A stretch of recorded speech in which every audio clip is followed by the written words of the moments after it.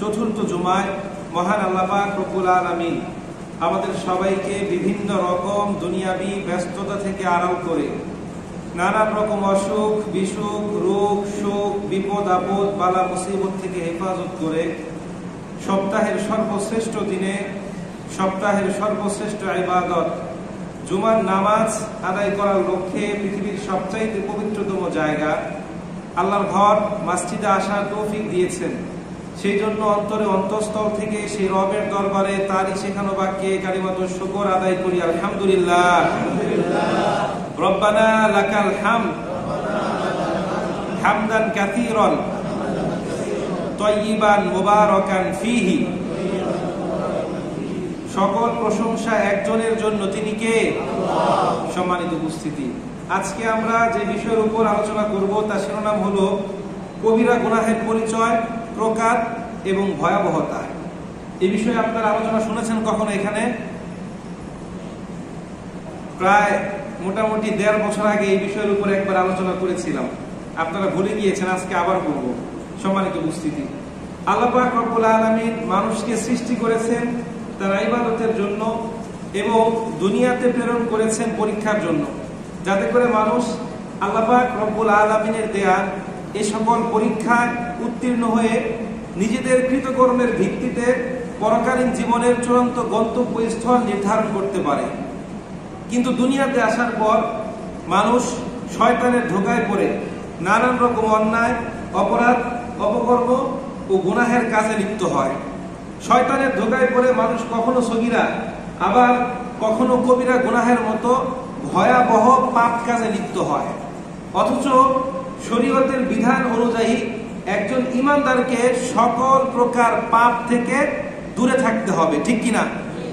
আল্লাহ পাক রব্বুল আলামিন সূরাতুল আনআমের 120 নম্বর আয়াতের মধ্যে বলছেন, ওয়াদারু যাহিরাল ইসমি ওয়া বাতিনা ইন্নাল্লাযীনা ইয়াকসিবুনাল ইসমা সায়ুজজাউনা বিমা কানু ইয়াকতারিফুন। আল্লাহ পাক বলছেন, তোমরা প্রকাশ্য অপ্রকাশ্য সকল প্রকার পাপাচার থেকে, গুনাহের কাজ থেকে নিজেদেরকে বিরত রাখো। ইন্নাল্লাযীনা ইয়াকসিবুনাল ইসমা সায়ুজজাউনা বিমা কানু ইয়াকতারিফুন। নিশ্চয়ই যারা দুনিয়াতে গুনাহের কাজ করে অচিরেই তারা তাদের এ সকল পাপের কৃতকর্ম ভোগ করবে। তো এই আয়াতের মাধ্যমে আল্লাহ পাক রব্বুল আলামিন আমাদেরকে জানিয়ে দিলেন, প্রত্যেক মুমিন বান্দার উচিত ছোট বড়, প্রকাশ্য অপ্রকাশ্য, কবিরা সগীরা, শিরকি বিদআতি সকল প্রকার গুনাহ থেকে নিজেদেরকে কি রাখা? বিরত রাখা। তো কোরআন এবং হাদিসের তথ্য থেকে আমরা জানতে পারলাম গুনাহ প্রথমত 2 প্রকার। কয় প্রকার? 2 প্রকার। 1 সগীরা বা ছোট ছোট গুনাহ, 2 কবিরা বা বড় বড় গুনাহ। এখন কবিরা গুনাহ আসলে কাকে বলে? দেখুন, কাবিরা শব্দটি এক বচন, এর বহু বচন হচ্ছে কাবাইরু, যার বাংলা বিধানিক অর্থ বড়, মহৎ, শক্তিশালী, জঘন্য, নিকৃষ্টতম পাপ। শরীয়তের পরিভাষায় কবিরা গুনাহ বলা হয় ওই সকল বড় বড় গুনাহকে যে সকল গুনাহের কারণে ইসলামী শরীয়তে জাহান্নামের শাস্তির কথা বলা হয়েছে। 2 কবিরা গুনাহ বলা হয় ওই সকল গুনাহকে যার কারণে দুনিয়াতে নির্ধারিত দণ্ড বিধি প্রয়োগের কথা বলা হয়েছে। 3 যেসব গুনাহের কারণে আল্লাহ পাক রব্বুল আলামিন রাগান্বিত হন, নবী রাসূল এবং ফেরেশতারা লানত করেন, ওই সকল গুনাহকে কবিরা গুনাহ বলা হয়। 4 যে সকল গুনাহ করলে আল্লাহ পাক রব্বুল আলামিনের সাথে যুদ্ধ ঘোষণা করা হয়, যে সকল গুনাহ করলে একজন ঈমানদার তার ঈমান থেকে খারিজ হয়ে যায়, ওই সকল গুনাহকে কি বলা হয়? কবিরা গুনাহ বলা হয়। এই কবিরা গুনাহের ফলাফল অত্যন্ত অত্যন্ত ভয়ঙ্কর। এই গুনাহে লিপ্ত কোনো ব্যক্তি যদি আল্লাহর কাছে ক্ষমা না চেয়ে তওবা না করে মৃত্যুবরণ করে, তাহলে পরকাল দিবসে তাকে কঠিন শাস্তি ভোগ করতে হবে। এছাড়া এমন কিছু কবিরা গুনাহ আছে যেগুলোর ডেস্টিনেশন হচ্ছে চিরস্থায়ী জাহান্নাম। ওগুলো করলে আপনি যদি তওবা না করেন, আপনাকে চিরকাল ব্যাপী কোথায় থাকতে হবে? জাহান্নামে অবস্থান করতে হবে। এজন্য আমাদের কবিরা গুনাহ থেকে দূরে থাকতে হবে। আল্লাহ পাক রব্বুল আলামিন সূরাতুন নিসার 31 নম্বর আয়াতের মধ্যে বলছেন, ইন তাজতানিবু কাবাইরা মা তুনহাউনা আনহু নুকাফিরু আনকুম সাইয়্যাতিকুম ওয়ানুদখিলকুম মুদখালান কারীমা, যদি তোমরা নিজেদেরকে বড় বড় কবিরা গুনাহ থেকে বিরত রাখো, যে সমস্ত কবিরা গুনাহ থেকে তোমাদেরকে বিরত থাকতে বলা হয়েছে, নুকাফিরু আনকুম সাইয়্যাতিকুম, তাহলে আমি আল্লাহ পাক রব্বুল আলামিন তোমাদের ছোট ছোট গুনাহগুলোকে মাফ করে দিব।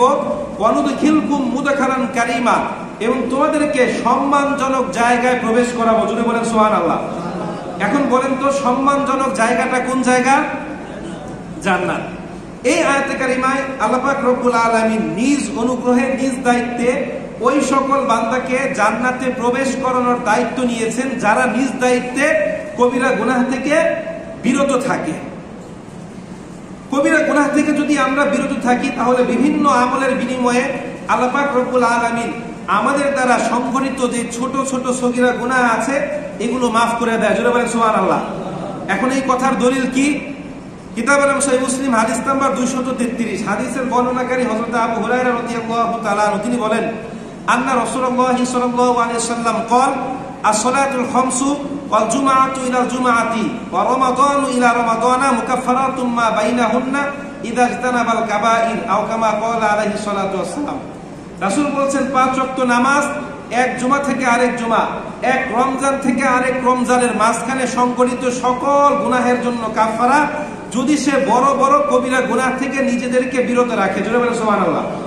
আবার সহিহ মুসলিমের এক হাদিসে রাসূল বলেন, মান সামা রমাদানান ঈমানান ওয়া ইহতিসাবান গুফিরা লাহু মা তাকদ্দামা মিন যামবিক ইলা আখিরিল হাদিস। রাসূল বলেন, যে ব্যক্তি রমজান মাসে ইখলাসের সঙ্গে শুধুমাত্র আল্লাহকে রাজি খুশি করার জন্য রোজা রাখে, আল্লাহ পাক রব্বুল আলামিন তার যাবতীয় গুনাহ খাতা maaf করে দেয়। এখন এই যে এই সমস্ত হাদিসে আমার আপনার গুনাহ মাফের ঘোষণা রাসূল দিয়েছেন, এইগুলো কোন গুনাহ?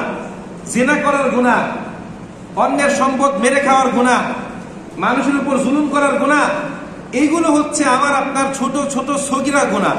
যদি আমরা নিজেদেরকে কবিরা গুনাহ থেকে বিরত রাখি তাহলে আমলের বিনিময়ে আল্লাহ পাক আমাদের যেই গুনাহ ক্ষমা করবেন সেই গুনার নাম কি? সগীরা গুনাহ। You have to bear in mind that মানুষের কবিরা গুনাহ কখনোই কোনো আমলের দ্বারা মাফ করে না। ছোট একটা উদাহরণ দিলে সহজেই বুঝতে পারবেন।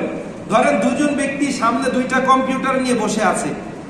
একজনের কম্পিউটারে বিদ্যুৎ সংযোগ আছে, অর্থাৎ পাওয়ার সাপ্লাই আছে, কিন্তু কম্পিউটারে ছোটখাটো একটা ত্রুটি আছে, হতে পারে মাউসে অথবা কিবোর্ডের কোনো একটা জায়গায়। আরেকজনের কম্পিউটারে কোনো প্রকার পাওয়ার সাপ্লাই নাই, অর্থাৎ বিদ্যুতের সঙ্গে কোনো সংযোগ নাই। এখন দুইজন ব্যক্তি, যার কম্পিউটারে পাওয়ার সাপ্লাই আছে কিন্তু ছোটখাটো দু একটা ত্রুটি আছে, সে চাইলে এই কম্পিউটার দিয়ে কাজ করতে পারবে কি পারবে না? চাইলে কাজ করা যাবে, ঠিক কিনা? কিন্তু যার কম্পিউটারে কোনো প্রকার পাওয়ার সাপ্লাই নাই, বিদ্যুতের সঙ্গে কোনো সংযোগ নাই, ওই ব্যক্তি যদি সারাদিন কম্পিউটার চাপাচাপি করে, আয়াতুল কুরসি পড়ে, চারকুল পড়ে, বিভিন্ন রকম আমল করে, তার কম্পিউটার কোনো কাজ করবে? দেখেন, কবিরা গুনাহ আর সগীরা গুনাহে লিপ্ত ব্যক্তি হচ্ছে দুইটা কম্পিউটারের মধ্যে। কোন ব্যক্তি যখন সগীরা গুনাহে লিপ্ত হয়, ওই ব্যক্তির উদাহরণ হচ্ছে ছোটখাটো ত্রুটি সম্পূর্ণ কম্পিউটারের মতো, অর্থাৎ তার সঙ্গে আল্লাহর কানেকশন আছে। আর কোন ব্যক্তি যখন কবিরা গুনাহে লিপ্ত হয় তখন ওই ব্যক্তি হচ্ছে পাওয়ার সাপ্লাই বিহীন কম্পিউটারের মতো, অর্থাৎ তার সঙ্গে আল্লাহ পাক রব্বুল আলামিনের কোনো কি থাকে না? সংযোগ থাকে না। ওই অবস্থায় ওই ব্যক্তি যতই নামাজ পড়ুক, যাকাত দিক, রোজা রাখুক, হজ করুক, তার কবিরা গুনাহ আল্লাহ পাক রব্বুল আলামিন ততক্ষণ পর্যন্ত মাফ করবেন না যতক্ষণ পর্যন্ত না সে খাঁটি অন্তরে কি করে? তওবা করে। এই দলিলটা আমরা পাই এক হাদিস থেকে। রাসূল বলছেন, জিনাকার ঈমানদার অবস্থায় জিনা করে না, চোর ঈমানদার অবস্থায় চুরি করে না। এই হাদিস থেকে শিক্ষা কি? একজন ব্যক্তি যখন বড় বড় কবিরা গুনাহ করে তখন তার ঈমানটা স্থগিত থাকে। কি থাকে? স্থগিত থাকে। এই জন্য আমাদের কি করতে হবে? কবিরা গুনাহ থেকে দূরে থাকতে হবে। যদি আমরা কবিরা গুনাহ থেকে দূরে থাকি তাহলে আল্লাহ পাক রব্বুল আলামিন আমাদের ছোট ছোট আমলের বিনিময়ে ছোট ছোট সগীরা গুনাহগুলো কি করবেন? মাফ করে দিবেন। কেন? কারণ আল্লাহ পাক রব্বুল আলামিন হচ্ছে আদেল। আচ্ছা বলেন তো, আদেল শব্দের অর্থ কি? হ্যাঁ, আদেল শব্দের অর্থ হচ্ছে ন্যায় বিচারক, ইনসাফকারী। এই পৃথিবীতে অনেক ন্যায় বিচারক, অনেক ইনসাফকারী ব্যক্তির জীবনী আমরা, ঘটনা আমরা শুনেছি, কিন্তু আল্লাহ পাক রব্বুল আলামিন কেমন ইনসাফকারী এটা আমরা এখন পর্যন্ত জাজমেন্ট করতে পারি নাই, বিচার করতে পারি নাই। দেখেন আল্লাহ পাক রব্বুল আলামিন কেমন আদেল। ধরেন একজন ব্যক্তি, সে ছিনতাইকারী, কোন একটা জায়গা সে ছিনতাই করতে গিয়ে একসঙ্গে ট্রিপল মার্ডার করলো, তিনজন ব্যক্তিকে কি করলো? মার্ডার করলো। এখন ওই জায়গার লোকজন তাকে ধরে পুলিশে দিল। পুলিশ কি করলো? তার বিরুদ্ধে চার্জশিট দায়ের করলো, আদালতে তাকে প্রেরণ করলো। এখন যেই জজ সাহেবের এজলাসে তার বিচার হবে সে হচ্ছে আবার বাংলাদেশের 1 নম্বর বিচারক। তার দরবারে কোনো প্রকার ঘুষ এবং সুপারিশ চলে না। এমন বিচারক বাংলাদেশে আছে তো নাকি? আছে। এখন ওই জজের আদালতে তার বিচার হবে নির্দিষ্ট সাক্ষ্য প্রমাণের ভিত্তিতে। বিচারক বাংলাদেশ দণ্ডবিধির 302 ধারা মোতাবেক তাকে কি করলো? হত্যার বদলে হত্যা অর্থাৎ ফাঁসির রায় দিল। কোনো একদিন রাত 12টা বাজে ওই ব্যক্তির ফাঁসিও কার্যকর করা হলো। এখন ওই যে ওই ব্যক্তি 3 জনকে মার্ডার করেছে, এদের মধ্যে একজনের ছেলে বলছে, আজকে আমার পরিবার এবং বাবার আত্মা শান্তি পেল। কেন? কারণ আমার বাবার হত্যাকারী কি পেয়েছে? শাস্তি পেয়েছে। এখন বাকি যে 2 জন মারা গিয়েছে তাদের মধ্যে একজনের সন্তান আবার খুব বেশি বুদ্ধিমান। সে বলে উঠলো, তুই তো তোর বাবার হত্যাকারীর বিচার পেলি, কিন্তু আমি আমার বাবা আর এই ছেলে তার মামার হত্যাকারীর বিচার পায় নাই। সে বললো কিভাবে? চল জজ সাহেবের কাছে গিয়ে বলবো। তখন জজ সাহেবের কাছে গেল, বললো, জজ সাহেব, এই ছেলে তো তার বাবা হত্যার বিচার পেল, কিন্তু আমি আমার বাবা আর এই ছেলে তার মামা হত্যার বিচার পায় নাই। জজ সাহেব বললো কিভাবে? বাংলাদেশ দণ্ডবিধির 302 ধারা মোতাবেক আমি তাকে ফাঁসি দিয়েছি, হত্যার বদলে হত্যা, আর তুমি বলছো ন্যায় বিচার পাও নাই। জজ সাহেব, আপনি যে 3 জন ব্যক্তিকে মার্ডার করা হয়েছে তাদের 3টা আত্মাকে এক পাল্লায় রাখেন, আর এদের বদলে আপনি যে অপরাধীকে শাস্তি দিয়েছেন তার আত্মা এক পাল্লায় রাখেন, আপনি দাড়ি পাল্লা ধরে টান দেন, সমান হবে? 3টা প্রাণের বিনিময়ে 1টা প্রাণ সমান হবে? এখন জজ সাহেবের কি এর চাইতে বেশি ইনসাফপূর্ণ বিচার করার কোনো ক্ষমতা আছে? সে কি পারবে ওই ব্যক্তিকে জীবিত করে আবার ফাঁসি দিতে? তো দুনিয়ার মানুষ যতই ন্যায় বিচার করুক, যতই ইনসাফ করুক, আল্লাহ পাক রব্বুল আলামিনের মতো ইনসাফ করতে পারবে না, ঠিক কিনা? এখন এই বিচার পরকাল দিবসে যখন আল্লাহর দরবারে হবে, আল্লাহ পাক কিভাবে করবে সেটা আল্লাহ পাক ভালো জানে। তবে আমরা যেটা ধারণা নিতে পারি যে আল্লাহ পাক চাইলে 3টা প্রাণের বিনিময়ে ওই ব্যক্তিকে 3 বার মৃত্যুদণ্ড দিতে পারে কি পারে না? তাহলে আল্লাহ পাক রব্বুল আলামিনের ন্যায় বিচারের দৃষ্টান্ত আপনারা বুঝতে পেরেছেন যে 3টা প্রাণের বিনিময়ে কয়টা প্রাণ হবে? এটা আল্লাহ পাক রব্বুল আলামিন করবে। এজন্য বলছে আল্লাহ পাক, যদি তোমরা নিজেদেরকে বড় বড় কবিরা গুনাহ থেকে দূরে রাখো, তাহলে আমি আল্লাহ পাক রব্বুল আলামিন তোমাদের ছোট ছোট সগীরা গুনাহকে নেক আমলের বিনিময়ে মাফ করে দিব। কেন মাফ করবেন? কারণ আল্লাহ পাক রব্বুল আলামিন হচ্ছে আদিল ইনসাফকারী। এবার আসেন, আমাদের মনে রাখতে হবে এই যে কবিরা গুনাহ, এই কবিরা গুনাহের 2টা জেনারি ক্রাইটেরিয়া বা ক্লাসিফিকেশন বা ধরন, যা বলেন 2টা ধরন আছে। একটা হচ্ছে হকুল ইবাদ, বান্দার সাথে সম্পর্কযুক্ত, আর একটা হচ্ছে হকুল্লাহ, আল্লাহর সাথে সম্পর্কযুক্ত। এখন কেউ যদি আল্লাহর সাথে সম্পর্কযুক্ত কোনো প্রকার কবিরা গুনাহে লিপ্ত হয়, কোনোদিন যদি নিজের ভুল বুঝতে পেরে কায়মনে বাক্যে আল্লাহর কাছে কান্নাকাটি করে তওবা করে হৃদয় থেকে ক্ষমা চায়, তাহলে আল্লাহ পাক কি ক্ষমা করবেন কি করবেন না? আল্লাহর সাথে সম্পর্কযুক্ত কবিরা গুনাহ কোনগুলা? যেমন নামাজ, যাকাত, দুঃখিত যাকাত না, যাকাত আল্লাহ বান্দা 2টার সাথে সম্পর্কযুক্ত। নামাজ, হজ, রোজা, এগুলো কার সাথে সম্পর্কযুক্ত? আল্লাহর সঙ্গে। এগুলো করলে নিজের ভুল বুঝতে পেরে আল্লাহর কাছে মাপ চাইলে আল্লাহ পাক ক্ষমা করবেন কি করবেন না? অবশ্যই করবেন। এখন যেগুলো হকুল ইবাদ, বান্দার সাথে সম্পর্কযুক্ত, যেমন মানুষকে ঠকানো, অন্যকে গালিগালাজ করা, সম্পত্তি বন্টনের সময় কোনো সন্তানকে কম দেওয়া, অন্যের সম্পদ আত্মসাৎ করা, এইরকম কোনো কবিরা গুনাহ করার পর কোনো ব্যক্তির বয়স হয়েছে, দাড়ি লাল হয়েছে, 5 বার হজ করলো, দাড়ির মধ্যে মেহেদি দিল, সারাদিন শুধুমাত্র মসজিদে পড়ে থাকে, তালিম করে, তাবলিগ করে, ইমাম সাহেবদের সঙ্গে চা খায়, ওই ব্যক্তি কাঁদতে কাঁদতে নিজের চোখের পানি দিয়ে একটা সমুদ্র বানিয়ে ফেলেছে। বঙ্গোপসাগরের চাইতে বেশি পানি ওই সমুদ্রে। এখন বলেন তো তার গুনাহ কি আল্লাহ পাক মাফ করবেন? কেন করবেন না? কারণ আল্লাহ পাক রব্বুল আলামিন হচ্ছে আদিল ইনসাফকারী, ন্যায় বিচারক। এটা বান্দার হক। যতক্ষণ পর্যন্ত ওই ব্যক্তি মাফ না করবে ততক্ষণ পর্যন্ত আল্লাহ পাক কি করবেন না? সম্পত্তি বন্টনের সময় ছেলেদেরকে বেশি দিয়েছেন, মেয়েদেরকে কম দিয়েছেন, মেয়ে যদি মন খারাপ করে আল্লাহ পাক রব্বুল আলামিন মাফ করবে? বলেন আল্লাহ পাক রব্বুল আলামিন মাফ করবে? আল্লাহ পাক রব্বুল আলামিন মাফ করবে না। এই জন্য আমাদের কি করতে হবে? কবিরা গুনাহ থেকে দূরে থাকতে হবে।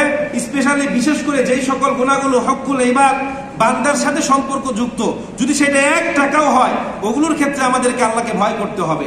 সম্মানিত উপস্থিতি, হযরত হুযায়ফা বিন ইয়ামান রাদিয়াল্লাহু তাআলা আনহু বর্ণিত, তিনি বলেন যে লোকেরা রাসূলের কাছে গিয়ে ভালো ভালো কাজের কথা জিজ্ঞাসাবাদ করত, কোন কাজ করলে জান্নাতে যাওয়া যায়, কোন কাজ করলে বেশি বেশি নেকি পাওয়া যায়। আর আমি রাসূলের দরবারে গিয়ে খারাপ কাজ সম্পর্কে জিজ্ঞাসাবাদ করতাম, কোন কাজ করলে জাহান্নাম অবধারিত, কোন কাজ করলে জান্নাত হারাম হয়ে যায়। কেন জিজ্ঞাসাবাদ করতাম? এই জন্য কবি বলেন আরাফতু শাররা লা লিশাররি ওয়ালাকিন লিতাওফিহি ওয়া মান লা ইয়ারিফুল খায়রা মিনাশ শাররি ইয়াকাউ ফিহি। অর্থাৎ আমি খারাপ সম্পর্কে জেনেছি খারাপ থেকে দূরে থাকার জন্য। কারণ যেই ব্যক্তি খারাপ সম্পর্কে জানে না তার খারাপের মধ্যে পতিত হওয়ার সম্ভাবনা কম না বেশি? ধরেন আপনি আমাদের এই যে রেল স্টেশন থেকে কাওলা নামাপাড়ায় যাবেন রাতের বেলা, রাস্তার মধ্যে 4টা গর্ত আছে, আপনি কোনোদিন এই রাস্তায় যান নাই, 4টা গর্ত কোন কোন জায়গায় আপনি জানেন না। আপনার দ্বারা কি এই রাস্তায় গর্তে পড়ার সম্ভাবনা আছে না নাই? আরেকজন প্রত্যেকদিন যাওয়া আসা করে, সে জানে কোথায় কোথায় গর্ত, তার দ্বারা কি এই সকল গর্তে পড়ার সম্ভাবনা আছে? তাহলে আমরা যদি খারাপ কাজ সম্পর্কে জানি, এগুলোর ভয়াবহতা সম্পর্কে জানি, তাহলে আমরা এগুলোর ধারে কাছে যাব। কিন্তু এরপরও কিছু কিছু মানুষ যায় কি যায় না? হ্যাঁ, সম্মানিত উপস্থিতি, আমাদেরকে কি করতে হবে? কবিরা গুনাহ থেকে দূরে থাকতে হবে। এখন এই কবিরা গুনাহ কয়টা, এগুলো আমরা কেউ জানি? বলেন তো কবিরা গুনাহ কয়টা বলতে পারবেন? কবিরা গুনাহ নির্দিষ্ট কোনো সংখ্যা নাই। কেউ কেউ বলছেন 100-র উপরে, কেউ বলছেন 1000-এর উপরে, কেউ কেউ বলছেন আবার 70-এর নিচে। বাট অনেকগুলো কবিরা গুনাহ আছে। চলেন আমরা একটু জানার চেষ্টা করি। কিতাবের নাম আদাবুল মুফরাদ, হাদিস নাম্বার 8। হাদিস, এই গ্রন্থটার বর্ণনাকারী হচ্ছে ইমাম বুখারী। তিনি বলেন হযরত তাইসার ইবনে মাইয়াস রাদিয়াল্লাহু তাআলা আনহু বর্ণিত, তিনি যুদ্ধে থাকাকালীন অবস্থায় কিছু পাপ কাজ করেন যেগুলো তার কাছে কবিরা গুনাহ মনে হলো। তখন তিনি মদিনায় ফিরে আসার পর হযরত আব্দুল্লাহ ইবনে ওমর, নাম শুনেছেন? ওমর রাদিয়াল্লাহু তাআলা আনহুর কি হয়? ছেলে। তাকে বললেন যে আমি তো কিছু পাপ কাজ করেছি, আমার কাছে মনে হলো আমি কবিরা গুনাহ করেছি। তখন তিনি বললেন আপনি কি কি পাপ কাজ করেছেন? সে বললেন যে আমি এই পাপ কাজ করেছি। তখন আব্দুল্লাহ ইবনে ওমর বললেন যে না, এগুলো কবিরা গুনাহ নয়, তবে সর্বাধিক ভয়ঙ্কর সবচেয়ে বড় কবিরা গুনাহ হচ্ছে 9টা। বলেন কয়টা?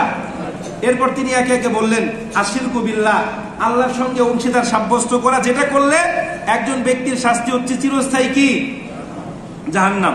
2 নম্বর হচ্ছে কতলুন নাফসা, কোন প্রাণীকে অন্যায়ভাবে কি করা?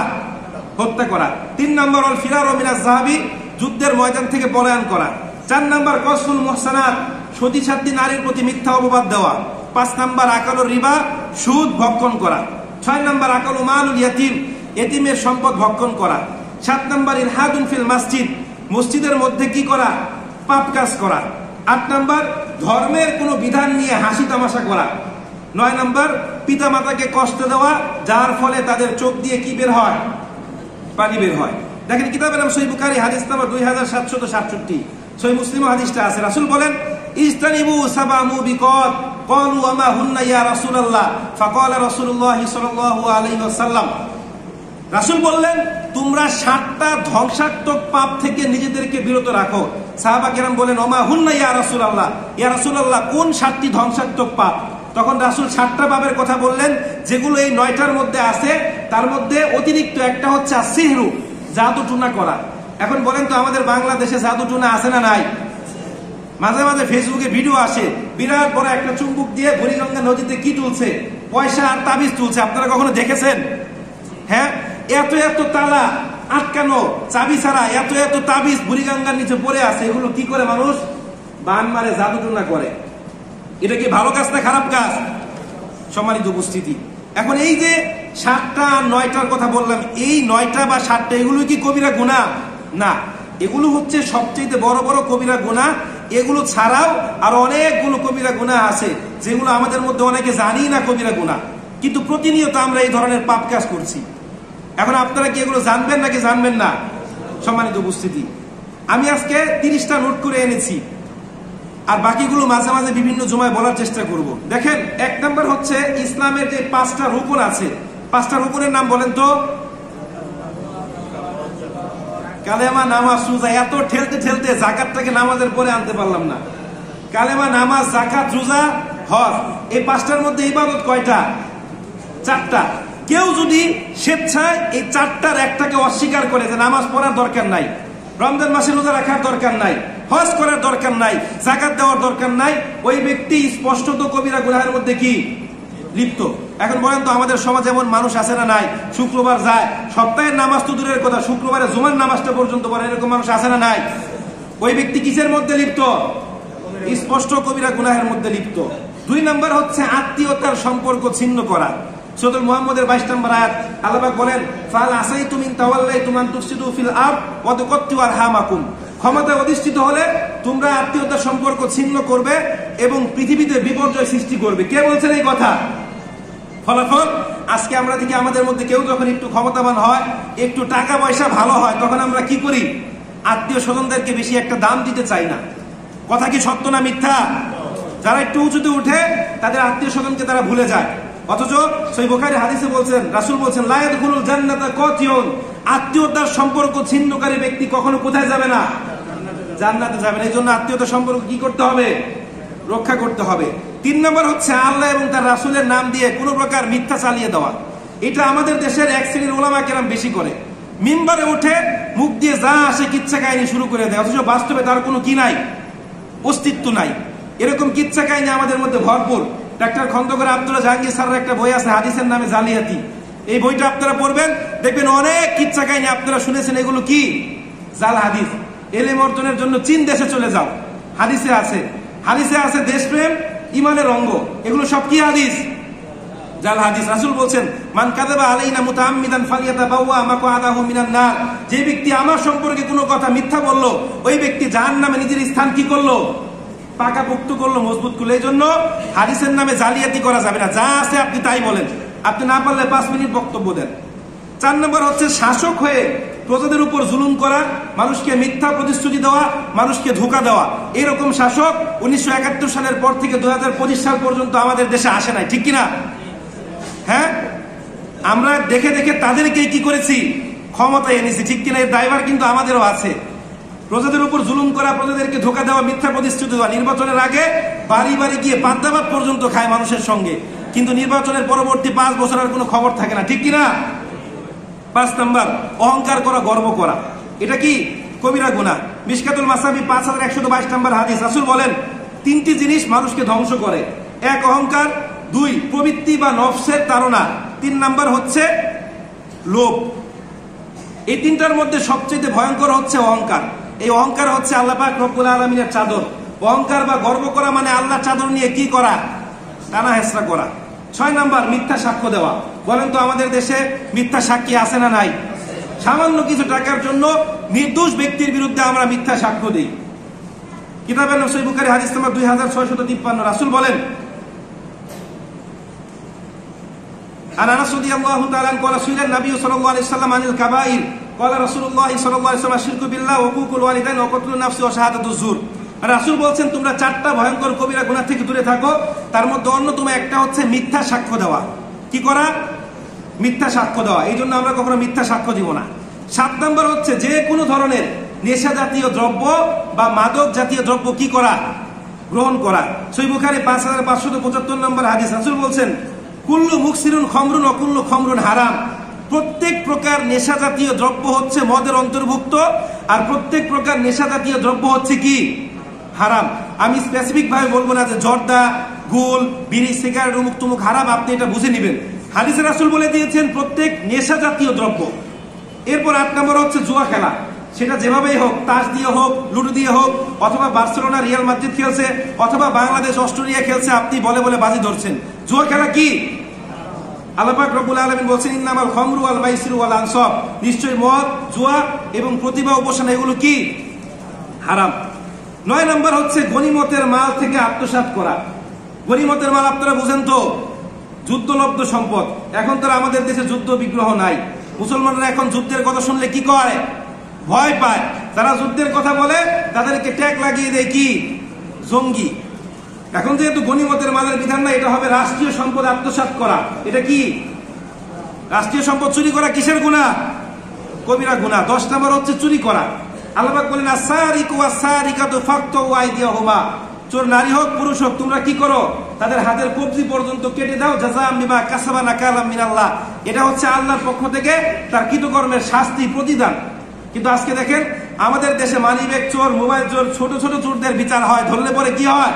গণধুলাই দিয়ে অনেককে হত্যা করা হয়। কিন্তু যারা বড় বড় চুরি করে, রাষ্ট্রের সম্পদ আত্মসাৎ করে, কোটি কোটি টাকা বাইরে পাচার করে, এদের বিচার হয় না, ঠিক কিনা? এদের কথা আমরা বললে আমরা দোষী হয়ে যাই। হুজুররা নামাজ রোজা নিয়ে ওয়াজ করবে, কি রাষ্ট্রীয় কথাবার্তা নিয়ে ওয়াজ করে, ঠিক কিনা? ভুল বললাম? সম্মানিত উপস্থিতি, 11 নম্বর হচ্ছে হারাম রিজিক ভক্ষণ করা। সেটা যেভাবেই হোক, উপাদানগত হোক আর উপার্জনগত হোক, হারাম রিজিক ভক্ষণ করা কি? কবিরা গুনাহ। 12 নাম্বার নিজের জীবন নিজে শেষ করা, অর্থাৎ সুসাইড করা। কি করা? সুসাইড করা, আত্মহত্যা করা কি গুনাহ? কবিরা গুনাহ। 13 নম্বর হচ্ছে নারী পুরুষ এবং পুরুষ নারীর পোশাক পরিধান করা। এখন এটা মনে হয় আমাদের দেশে নাই, এটা ওয়েস্টার্ন কালচার, ঠিক কিনা?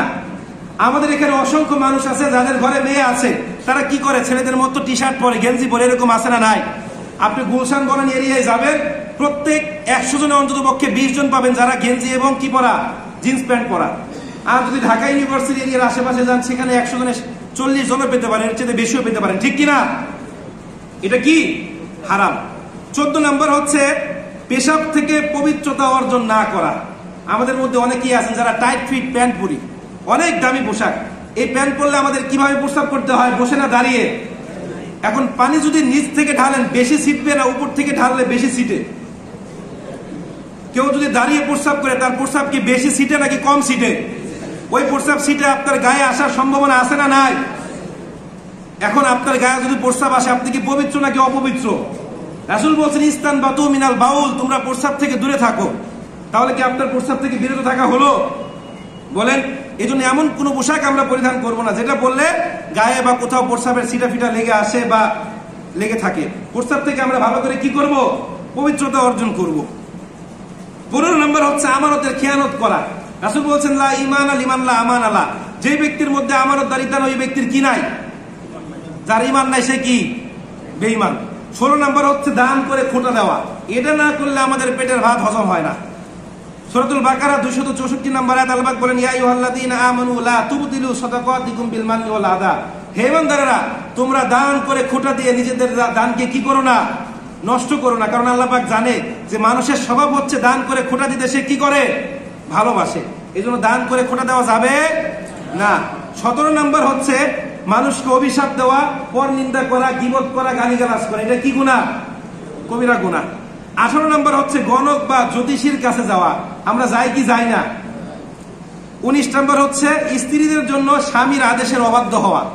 একটা সময় আমরা দেখতাম যে স্ত্রীরা স্বামীদের আনুগত্য করত, কিন্তু এখন ওই সংসার সবচেয়ে বেশি সুখী হয় যেখানে স্বামী তার স্ত্রীর আনুগত্য করে।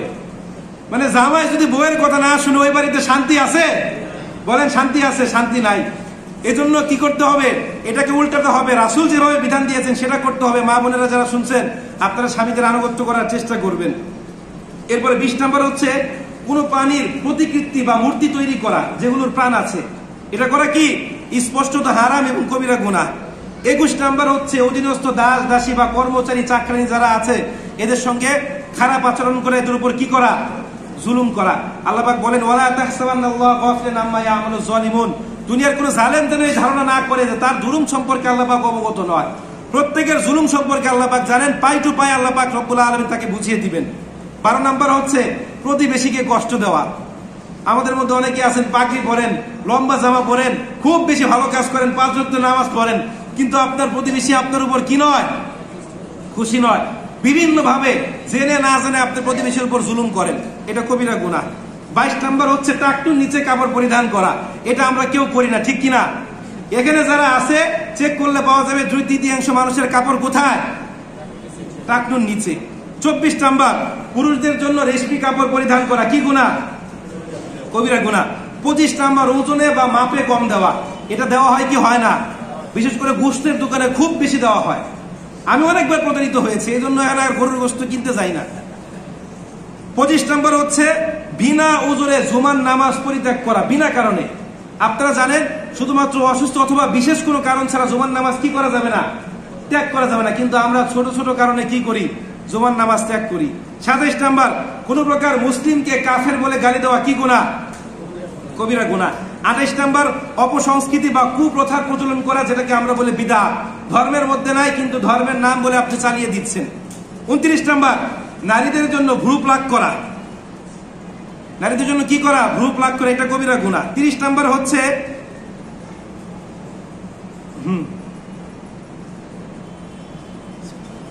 কাবার ভিতরে কোন প্রকার খারাপ বা নাজায়েজ কাজ করা। কোথায়? আপনি হজ করতে গেলেন, যে হেরেম এরিয়াটা আছে এখানে কোন প্রকার কি করা? খারাপ কাজ করা, গুনাহের কাজ করা। 31 নম্বর হচ্ছে জেনা ব্যভিচার করা। 31 নম্বর কি? জেনা ব্যভিচার করা। সেটা নারী পুরুষ অথবা পুরুষ পুরুষ অথবা পুরুষ নিজে আর নিকাহ বিলিয়াদি, যেটাকে আমরা বলি মাস্টারবেশন, এগুলা কি গুনাহ? কবিরা গুনাহ। এই যে 31টা কবিরা গুনাহের কথা আমরা বললাম, আমরা অনেকে আছি কম বেশি এগুলোর মধ্যে লিপ্ত। তো এই প্রকার কবিরা গুনাহ যদি আমরা করে থাকি, আজকে আমরা কি করব? আল্লাহ পাক রব্বুল আলামিনের কাছে তওবা করব। কেমন তওবা? তওবাতান নাসুহা, খাঁটি অন্তরে। অর্থাৎ আল্লাহর সঙ্গে কবিরা গুনাহ করার ফলে আমাদের সম্পর্ক যাতে ফাটল ধরে গিয়েছে, ছিঁড়ে গিয়েছে, এটাকে আমরা আবার কি করব? জোড়াতালি দেওয়ার চেষ্টা করব। আল্লাহ পাক রব্বুল আলামিন আমাদের সবাইকে তৌফিক দান করুন, সবাই বলে আমিন।